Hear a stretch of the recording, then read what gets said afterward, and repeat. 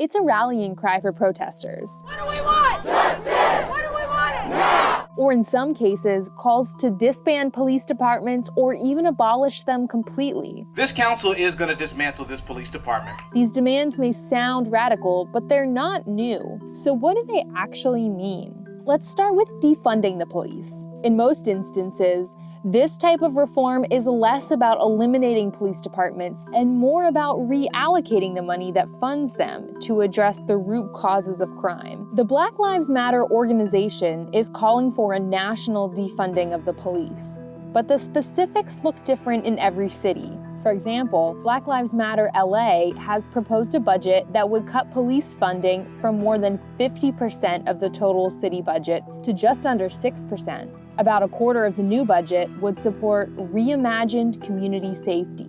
That community safety bucket would fund services like family counseling, gang and domestic violence prevention, and community-led crisis response. Another way a city could execute sweeping overhauls in law enforcement is to disband its police force and rebuild it from scratch. This strategy is rare, but there are a few examples. Camden, New Jersey took this approach in 2012 after crime levels hit record highs. The city laid off its entire staff, overhauled training to emphasize community policing, and rehired about 40% of officers. Since this reform, the Camden County Police Department has seen an 85% drop in excessive force complaints, according to its county director. Finally, the most radical plan for police reform involves abolishing the police altogether. Similar to the defunding approach, most of the activists in this camp are in favor of strengthening social and community services in place of law enforcement.